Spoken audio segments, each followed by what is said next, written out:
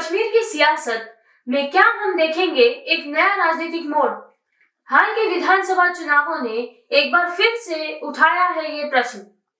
जब 2019 के बाद पहली बार मतदाता अपनी आवाज उठाने के लिए तैयार हुए, इंडिया अलायंस और बीजेपी के बीच हुई संघर्ष ने राजनीति के मैदान में हलचल मचा दी है।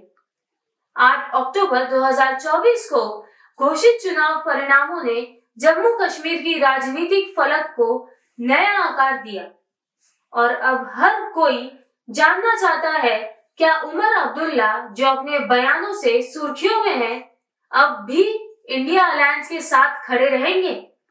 आइए इस राजनीतिक महासंग्राम की गहराई में उतरे और समझे कि आखिर क्या हो रहा है।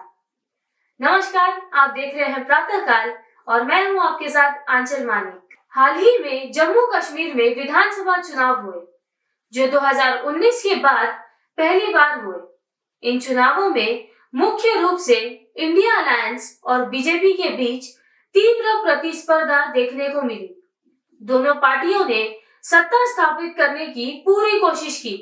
8 अक्टूबर 2024 को चुनाव के नतीजे सामने आए, जिसमें जम्मू कश्मीर की कुल 90 विधानसभा सीटों में से इंडिया अलायंस ने 49 सीटें और बीजेपी ने 29 सीटें जीती। इस जीत के बाद इंडिया अलायंस अब वहां सरकार बनाने वाली प्रमुख पार्टी बन गई है। हालांकि उमर अब्दुल्ला के बयानों ने यह सवाल खड़ा कर दिया है कि क्या वह अब भी इंडिया अलायंस के साथ बने रहेंगे। आपको बता दें कि नेशनल कॉन्फ्रेंस ने इंडिया अलायंस के साथ गठबंधन किया था ताकि उन्हें अधिक से अधिक वोट मिल सके, लेकिन चुनाव के बाद के घटनाक्रम इस बात का संकेत दे रहे हैं कि उमर अब्दुल्ला जीत के बाद कांग्रेस के साथ अपना गठबंधन तोड़ सकते हैं। उमर अब्दुल्ला ने हाल ही में राहुल गांधी के खिलाफ कुछ तीखे बयान दिए हैं, जिसने इस स्थिति को और भी जटिल बना दिया है।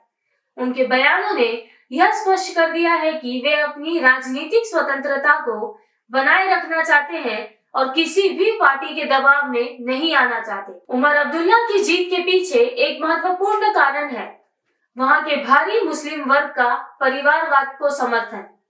कश्मीर में परिवारवाद की परंपरा पीढ़ी दर पीढ़ी चलती आ रही है।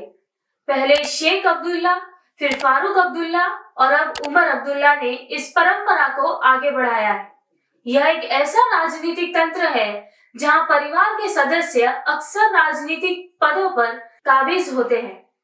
हालांकि जम्मू कश्मीर केंद्र शासित राज्य है, इसलिए वहां की सरकार किसी भी निर्णय के लिए केंद्र सरकार की अनुमति से ही कार्य करेगी।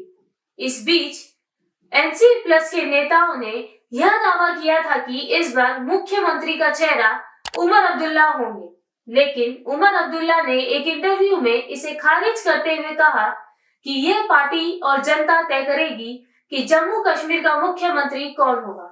चुनाव जीतने के तुरंत बाद उमर अब्दुल्ला ने कहा कि वे आर्टिकल 370 को जीवित रखेंगे। उनके बयानों ने स्पष्ट किया कि जो भी निर्णय होंगे वे दिल्ली से आएंगे और वे केंद्र सरकार के साथ मिलकर काम करेंगे।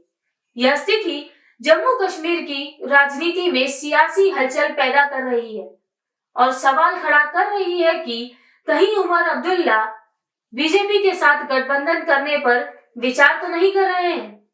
अंत में यह स्पष्ट है कि जम्मू कश्मीर का अगला मुख्यमंत्री कौन होगा, यह समय ही बताएगा, लेकिन निश्चित है कि यह मुद्दा पूरे देश के लिए महत्वपूर्ण बन गया है।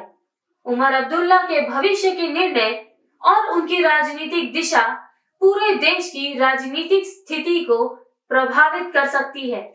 आने वाले दिनों में हमें देखना होगा कि क्या उमर अब्दुल्ला इंडिया अलायंस के साथ बने रहते हैं या नई राजनीतिक गठजोड़ की ओर बढ़ते हैं। आगे की तेज अपडेट्स के लिए हमारे चैनल को फॉलो, सब्सक्राइब और शेयर करना ना भूलें।